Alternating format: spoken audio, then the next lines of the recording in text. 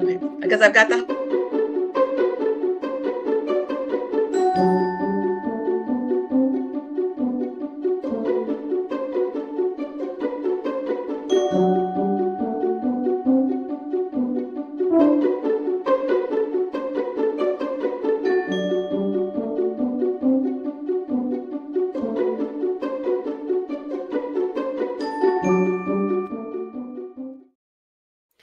Good Monday morning, everyone. Oh my gosh, I hope you all had fantastic Super Bowl parties this weekend. I can't wait to dive into mine, but you guys listening to Author Talk with me, Amy, Russell, Valerie, and our lovely author guest this morning is Craig. So you guys, weekends, let's talk about them. So, okay, I didn't get to watch the Super Bowl because we went home this weekend.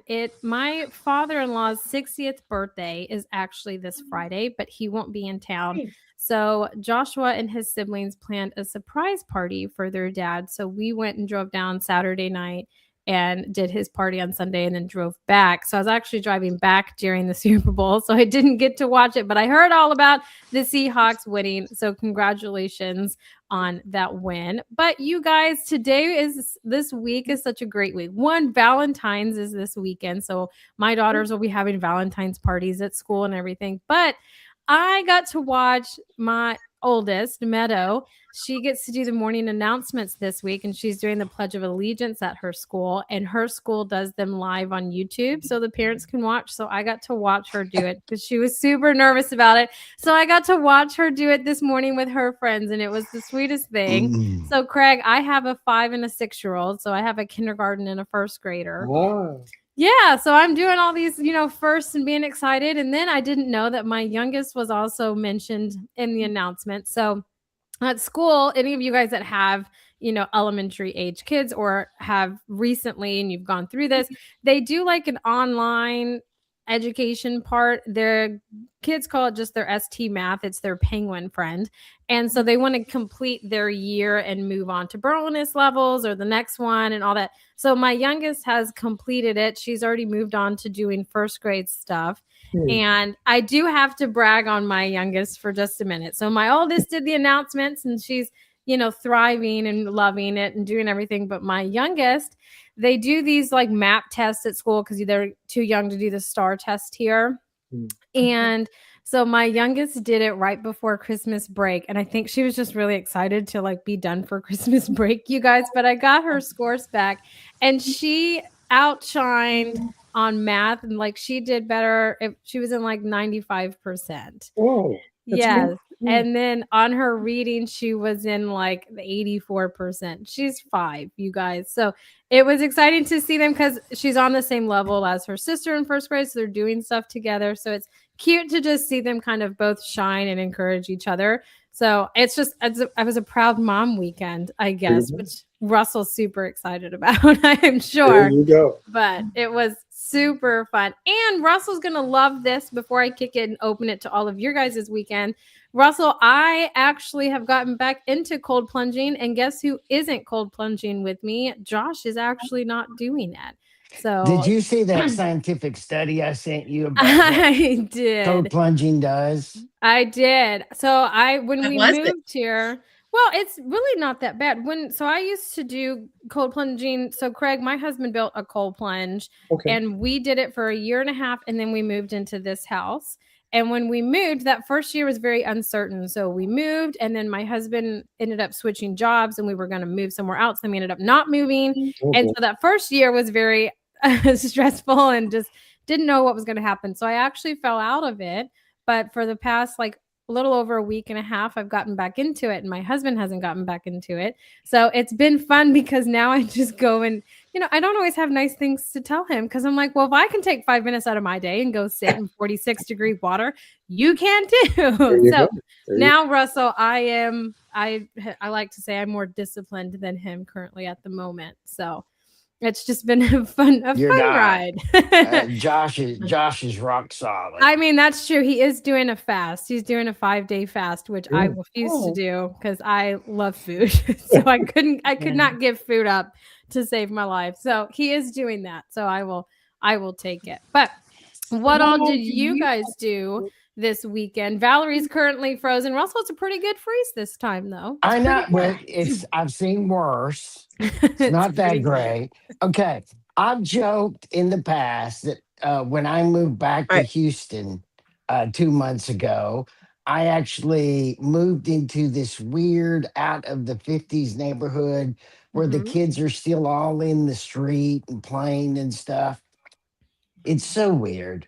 Uh, Craig, I got to tell you, it's so wonderful to live on a block that you're surrounded by millions of kids, tens of kids playing Yeah, everywhere, and they use my front yard as a battleground for Nerf wars. So Nice. there's always Nerf bullets out there, and I make sure they don't get mowed so they can find them later for the next yeah. war. So the funny thing is, my wife found this in our mailbox yesterday. Was drawn up kid flag. They drew up a bunch of these and put these in all the mailboxes on the block. Kid flag football game. You are. We have.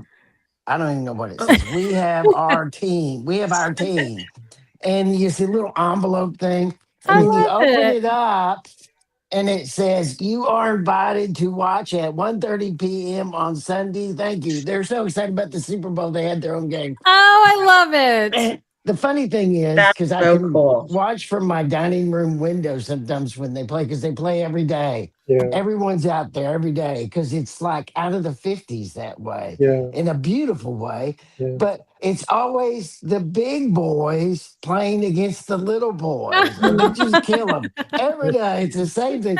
And all I said yesterday was, those little boys, when they start playing tackle football in like the third and fourth grade, they're going to be animals because they will have had the tar beaten out of them by their big brothers for Yeah. years. Yeah, Anyway, so I mean, I had a lot of stuff going the weekend, but that was the funniest thing yeah. that Your neighborhood happened in sounds like this a week. blessing. Very cool.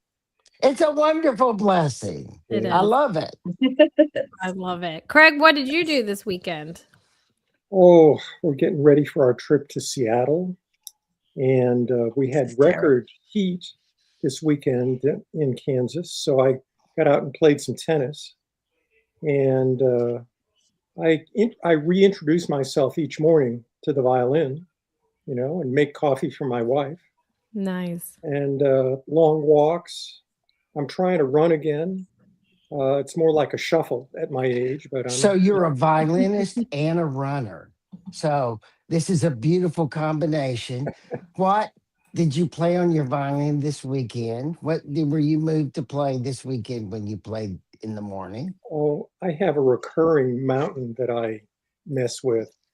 There are some sonatas that Bach wrote about 250 years ago for unaccompanied violin, and they are murderously hard.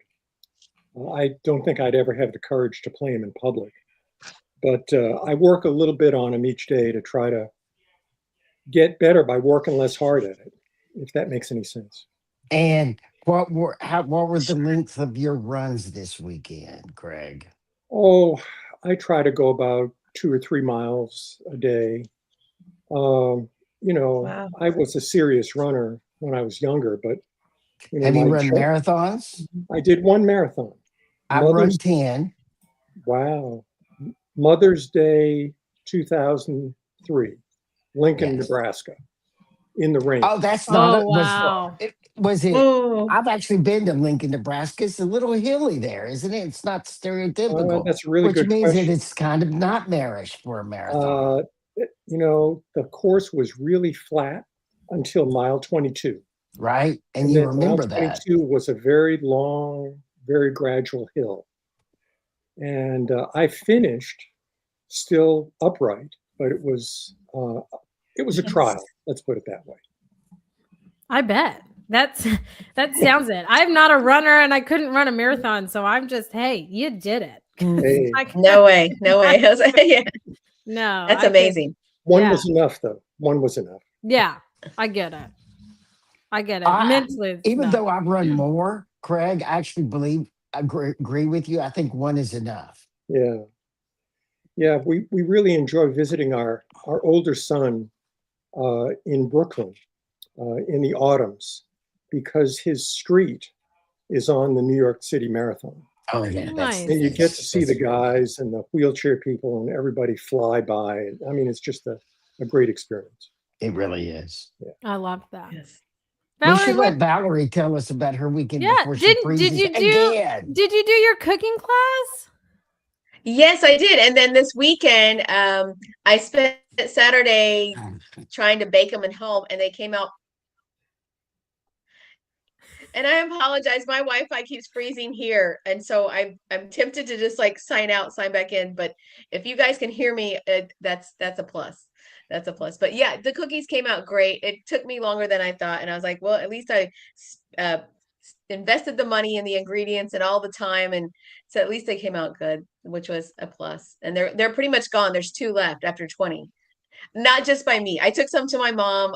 My husband ate them. My daughter was in town. So, but we put the dent in it for sure. And then Friday we babysat the new grandson by ourselves for Well, the that was a first poor time. And life it decision. was like so deja vu. It's like you don't forget, like, okay, let's keep this baby happy. We're gonna keep him fed, we're gonna make him go to sleep. And then, it just you just keep rolling. Keep rolling.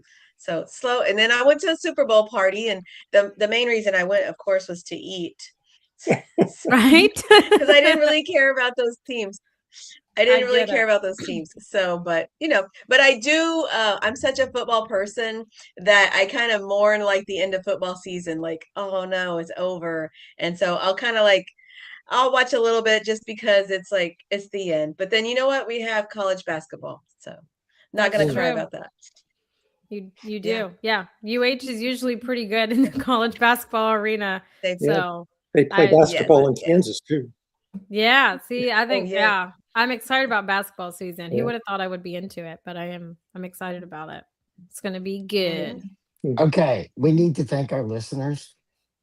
We're top 10% on some podcast channels, top 1% on Good Pods on book podcast. And we want to thank our listeners for listening to us. We're very humbled about it. We started 10 years ago this year, and we've come a long way, and we've had a lot of fun. That's Amy, cool. where can people find us? We've had a lot of fun. Did you guys hear Russell say that? That's one of the few times I've ever heard Russell say that we've all had a lot of fun. But We you guys, have. I know, I've loved these 10 years, you guys. I have absolutely loved it. So it's a compliment because Russell doesn't say these things very often. But you can listen anywhere that you can find a podcast. My go-to is Amazon Music or Spotify. I'm an Android user, so Google Play. You can go to iTunes. You can even watch us if you want to watch and have a good time with us when Valerie freezes, or I'm super animated and talk a lot with my hands. So you can come on over and have fun with us, engage with us. You can watch us live over there or in our Facebook group or on any one of our social media channels. You can ask questions and engage with us. We always love engaging with our community and having so much fun and making sure that things get answered with you guys. But yeah, it is our 10-year of Author Talk. It's also going to be my 10-year wedding anniversary in June. So 2026 is a huge year, you guys. Huge, Yes. huge year. But with huge years and accomplishments and milestones, Valerie, let's get Craig talking about his memoir and him being a gifted violinist and a neurosurgeon. And let's just find out all the goodness that Amazing. Craig has to offer. So take it away, Valerie. Absolutely. Yes. Craig, can you just tell us a little bit about yourself before we dive into your book so people can get to know you? Yeah, I'm an old man by now. Was born in a gritty neighborhood in Boston and made a steep climb, shameless promotion. The book is called Steep. A steep climb to collect a lot of credentials of various kinds, and went to medical school in Boston, and then became a neurosurgeon in San Francisco, and then made a big career change. I was programmed really to become an academician. A lot of assistant professor jobs were on offer. And instead, my new wife, Mary, and I decided to join a practice in Topeka, Kansas, which was of course, in Middle America and a major change for me. Oh, yeah. And it turned out to be a great decision. And I left the OR when I was 55 and kind of have been steeping ever since. The word steep, of course, is an adjective for steep climb, but it's also a verb meaning what you do with tea or broth. And so a few years ago, I began steeping my past, steeping myself, and thought about writing a book. And here we are. How does your violinist, fall into place with your your work as a doctor? Well, steep is about race in a way. And my parents insisted that I start playing the violin when I was 6. I did not like it, and that was irrelevant. And they insisted that I work very hard at it. And I kind of peaked young. When I was 16, I was a soloist with the Boston Pops. And then I went to college and put the violin in its case for 35 years. And the violin really had been eating my life. It was one of a number of tools that my parents were using to make me more white, more acceptable to the larger society. But as I thought about it, and as I reintroduced myself to the fiddle a number of years ago, my relationship changed. Sure. It became more a gift of parental love. It became a talisman. It became an heirloom, and it became a friend that I get with each morning for 45 minutes or an hour. So that's the violin. I mean, the neurosurgery is a whole different animal, but again, it was upward mobility. It was being Top Gun. It was being, bulletproof. It was being beyond contempt, because of the color of your skin. And, I don't know if you know any neurosurgeons. I hope you never have to see one professionally, but a lot of us have sought out the field as a way to prove something about themselves. And I was certainly in that group for sure. But I loved and still do love the nervous system. It's a standard of elegance that is really hard to top. And I decided to be a neurosurgeon not knowing one thing about what neurosurgeons actually did all day. But it was a good decision in retrospect. I mean, it was, what shall I say? I mean, it gave you a perspective on the best and the worst days people have. It gave a young man an education on how to live and how to die. And not a lot of jobs give you that perspective. Exactly. I know you were talking about, how you grew up with the violin. However, it dawned on me, and please correct me if I'm wrong, but I feel like the tenacity you had pursuing that, to be the best of the best, and you were incredibly talented, and I'm sure you still are. But just did you feel like that gave you the strength to persevere your career as a neurosurgeon? Yeah, that helped for sure. But really, what the formative moment came in 7th grade. Believe it or not, I became an adult when I was in the 7th grade.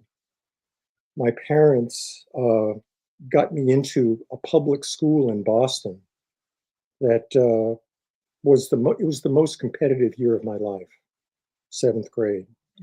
And at that school, I learned how to read, how to write, how to organize, and most of all, how to persist. I mean, for the record, it's called the Boston Latin School. And it's the oldest public school in the United States. It was founded in 1635. And the joke is that Harvard College was founded a year later to give the graduates of the Latin school somewhere to go. Wow. So it has been for a couple hundred years a reliable engine working against inequality. It's an incredibly meritocratic place for the kids of immigrants, for working class kids who want a way up. So that was really, the violin was part of it all, but I mean, the real discipline came from that school. It was just insane. And then I guess your decision to become a neurosurgeon, was it what you thought it was going to be, or was it more than you expected? Well, it was about 90 hours a week of concentrated attention here and there. Yeah, community neurosurgery is a little bit different from academic neurosurgery, and different now than it was back in the 1980s or 1990s. Now there are intensivists, there are physician assistants, there are all sorts of extenders that weren't in place in Topeka, Kansas in the 80s and 90s. So it was hard work. One thing you probably don't learn on the pit is that neurosurgery is probably 80% manual labor. So there's a lot of labor that goes into it. But no, I learned how to do it. I was very gratified by the community support we got. And I had some astonishing experiences that are recorded in STEEP. We go to the operating room several times. People are saved and people die in that operating room. It's a dramatic little slice of human experience. Exactly. I love that. Why did you feel compelled to do a memoir in the first place? That's a good question. It started as a letter to our sons to give them a sense of who their dad was. Anybody who's been to a family reunion or a Thanksgiving dinner knows that there are subjects that are kind of taboo, things that just don't come up at those events. And I wanted to share those. And as I was thinking about that, I had one of those stop in your tracks NPR driveway moments in Washington, D.C. There's a museum there that has a really long name. I just call it the Black Smithsonian, the National Museum of African American History and Culture. Anyway, there's a long line to get in, and I'm standing there and I'm looking at this quote. It's etched over the entrance, and it was like it was addressed personally to me. It was a quote by James Baldwin, and it said, let me see if I remember, "The great power of history is that it lives inside us and controls us unconsciously." And I thought, holy cow, this guy is talking to me. And then later on, I thought, he's not just talking to me, he's talking to the vast majority of folks. And so there was that. And then I just started to write a little more and a little more. And here we are, with a little memoir. I mean, it was first a gift to our sons, and it became a success, once they laid their hands on it. And then I thought it would be a gift to my neighbors here in Topeka and Eastern Kansas. And it's been very well received here. So I thought maybe a PR company would be worth the splurge. So that's how you find me here today. That's awesome. Now, how long did your writing process take? Was it over a period of years or months, or how did it go? It took about 3 years or so. I wrote longhand, and Yes. I've never written a book, but I wrote with my ears. Everything in here is spoken aloud by me multiple times. I was kind of getting warmed up after about 20 drafts or so. And although I'm not a poet, I really respect the economy that they have, you know, how every word is doing useful work. And I kind of aspired to that. And I certainly agree with Mark Twain, you know, when he said that the right word is lightning and the almost right word is a lightning bug. And, you know, so I tried to have a little bit of lightning in these pages. I was ruthless. I mean, it's scenes from 77 years of life, and it's only 150 pages or so. So I was very clear on all the stuff that got left out. I mean, I left out a lot. But I think that modern readers are not ready for War and Peace or the Brothers Karamazov. So I think 150 pages is about what folks can deal with. And it's also about what I could write. I mean, it was hard work to get this done, honestly. Question? Yes, just before you freeze. Okay, Craig, I have a question about because there's a thing about memoirs. They're not good unless you show the blood, but if you really, but most of us don't want to show the blood because it reveals too much about us and too much to the family, etc. Yeah. How'd you deal with the fact of what you needed to reveal to write what needed to be written, and what was the reaction to whatever it was? Well, And thank you for that sigh. That sigh answers more than whatever you say afterwards. So thank you. That was beautiful. yeah, our boys had veto power over the text. And one thing I regret is that I didn't get to boast about them more. They said, Dad, this is your story. It's not ours. You know, so that's missing. There's some blood there, but it's restrained. A lot of the blood is in the operating room, believe it or not. Everything in there is either the steep climb of upward mobility or the steeping of a self in middle age.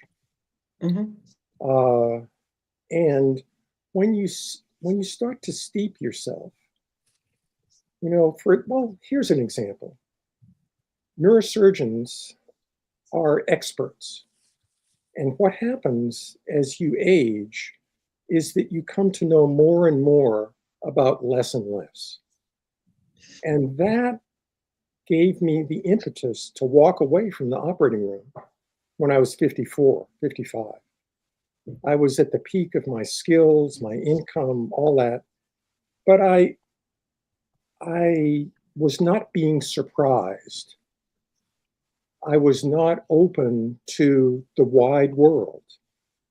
And the last third or last half of Steep is about vignettes of surprise, of almost spiritual surprise that happened to an aging expert.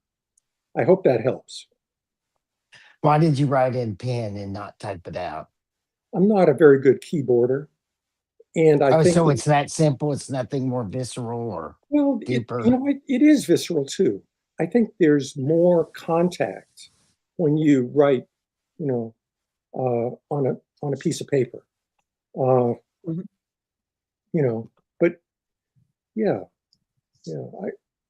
I'm not a very good keyboarder, and I'm still not friends with Google Docs particularly. But you do. Why, when you mentioned books, did you mention the two Russian books?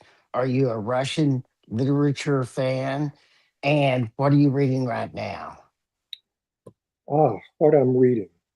Oh, I'm reading Doris Kearns Goodwin's book, An Unfinished Love Story, about her husband. See, this Please was tell the audience who Doris Kearns is. Greg. Doris Kearns Goodwin was my TA in freshman American history at Harvard Wow. College. And she went on to be speechwriter for Lyndon Johnson, professor of history, writer of many books. She was accused of plagiarism and so forth. But I mean, she is a brilliant writer. And she's interviewed on the networks all Oh the yeah, time, all the oh yeah, time. So oh that's yeah, where people yeah. like me have become familiar with Yeah, her. she's a brilliant historian. But her husband, Richard Godwin, uh, amazing guy. I mean, he could produce a speech for Jack Kennedy or Lyndon Johnson at the drop of a hat. I'm only halfway through the book, and we're just getting to how Goodwin is dealing with the entry into Vietnam. But that's what I'm reading right now, an unfinished love story. Mm-hmm. I chose the Russians because they're such gigantic books, and because I mean, you need some help to know who's who. I mean, and That's it's because the authors used all three Russian, Russians, especially at that time, went by three different names. yeah. I And mean, the authors used all three names of the characters interchangeably throughout the entire book. I could have gone with the decline and fall of the Roman Empire. I mean, Mm-hmm. that's basically long books are out of fashion. That's true. And they're even getting shorter in fashion. Uh, Using the example of the uh, phone romance novelettes that are selling out in Japan now and kind of taking over the rest of the community. Well, Steep is only 150 pages, 53,000 words. So give it a shot. First 20 pages are dramatic, shall we say. Go ahead, Valerie, take it back. I was going to say maybe it's better in small doses to have dramatic scenes like that, so you can really absorb them and I guess relate to your experience as well. Yeah, amen. Yeah, it is. I hope that it's relatable. I mean, part of the genesis story of this is I was in a great big bookstore staring at the Black Studies shelf, and I'm seeing these brilliant books. I mean, the scholarship and the writing, and I mean, they are describing a really horrific past and doing a brilliant job. But then I thought, wait a minute, there's not much remedy here. There's all this diagnosis, but there's not much remedy. And these gigantic historical forces and big people striding across the landscape, there didn't seem to be any room for one blue collar kid from Boston who lives in Topeka, Kansas. So I thought, well, people are always trying to adapt to the circumstances they face. And I thought, well, I'm going to write about how I adapted and maybe extend that Black Studies shelf half an inch to make room for really a different kind of story, a story that's about price and it's about value. The price of success and the value of memory, the value of remembering what's hard.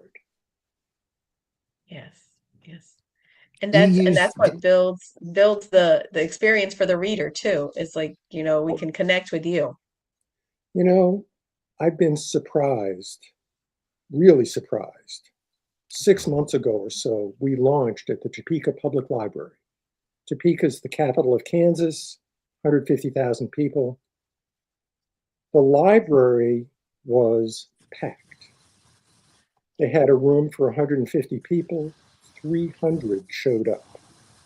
They were talking about getting the fire marshal and all that. So that was a gigantic surprise to me. And, a lot of the early readers, the first 1,000 readers or so, are white folks. And they very much relate to someone who kind of was boxed in by the politics of his identity, somebody who was the face at the edge of the banquet, There's a lot of folks like that out there, and they're not all Black, trust me. And can you talk about a little bit about your book cover, please? Yeah. I thought he told you not to ask. I'm so excited though, because I'm so glad that you asked that, Valerie, because that's why I unmuted myself. So I have two monitors. My mouse like wasn't going over here, so that's why you saw my hand like to touch the button. Because he said that he has like a whole explanation, and I was tempted. I wanted that to be my first question. Okay, Yes, I'm gonna start with the state motto of Kansas, which is Latin for "to the stars through difficulties." And for a long time, I didn't know why I wanted this as the cover, but now I think I do. It's a pen and ink drawing done in about 1895 by a guy who was a juvenile delinquent, just incorrigible kid from south of Madrid. He became an anatomist, and these pen and ink drawings, this one is the most famous, but others like it, and this one revolutionized medicine. His name was Ramon y Cajal, and he is the only anatomist ever to win a Nobel Prize in medicine. What this is a drawing of a brain cell, a human brain cell.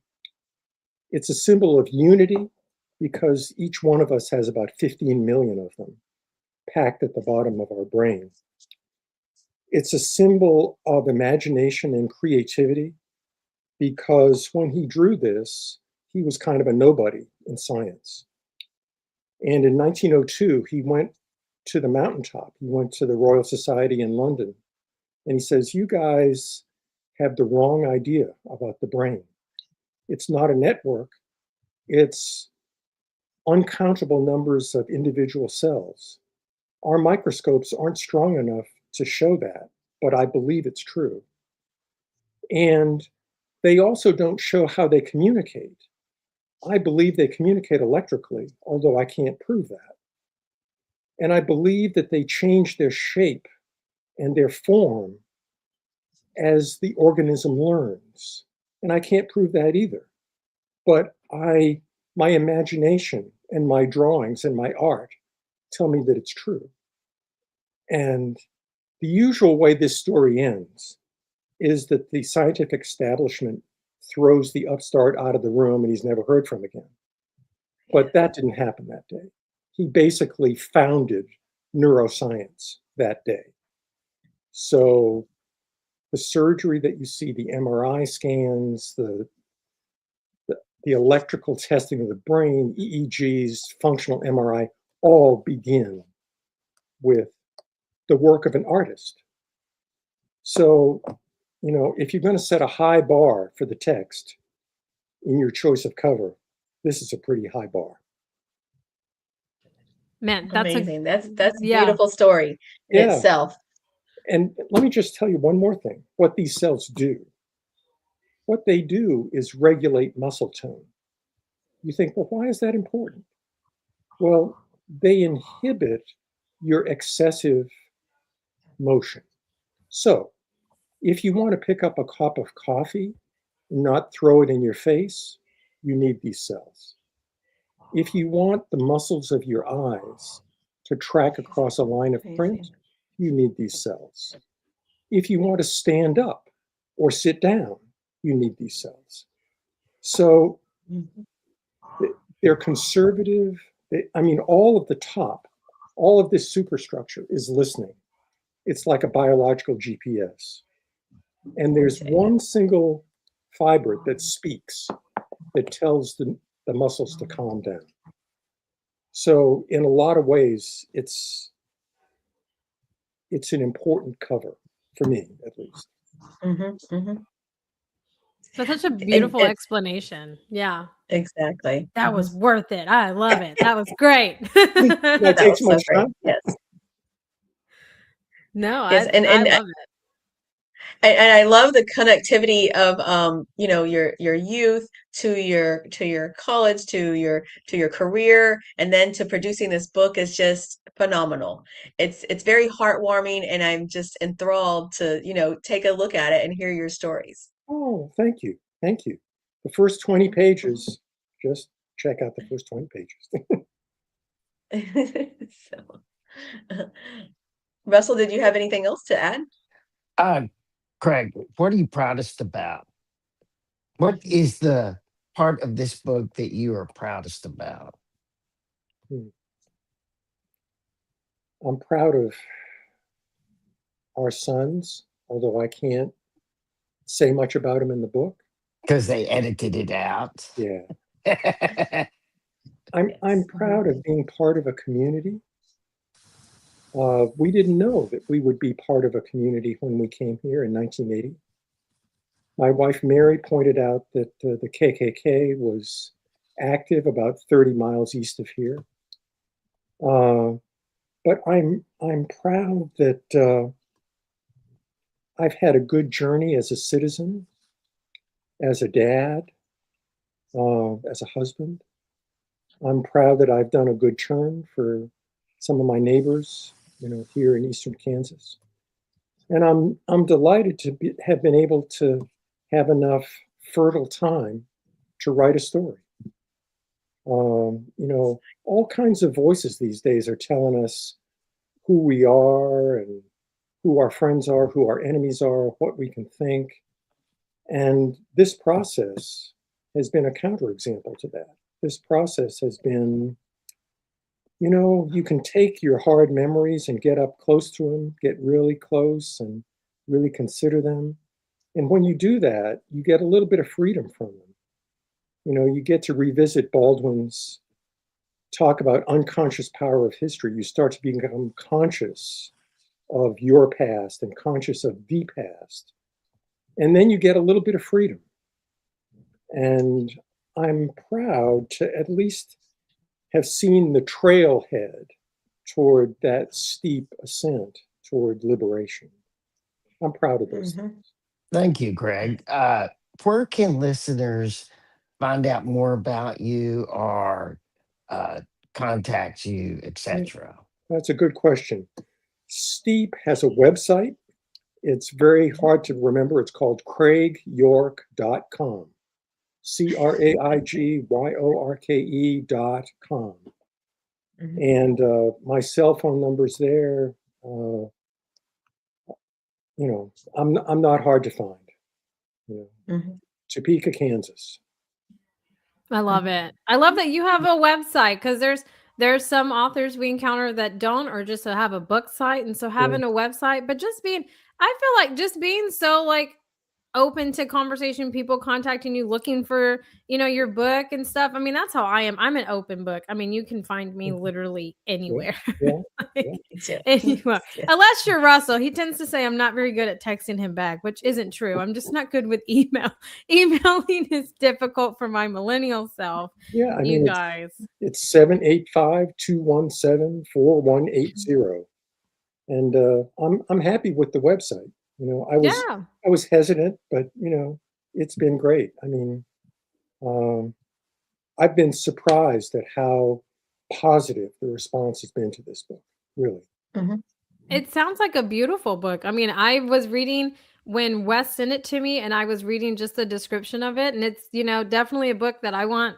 150 pages, I can do that. I can do that. So it's a book that I want to read, but it's a book I also just want to keep on my shelf to kind of pass down to my kids and everyone to kind of just have. I think it's a good book. And I like it's not. I like how you hand wrote it. I think that's important nowadays, like typing it and stuff, which I think is great if you're a big outliner and those things. But I hear from authors that write longhand, right? That there's just something nostalgic about doing that. Well, there's that. Yeah, one thing. A lot of readers have seen Horatio Alger in this story.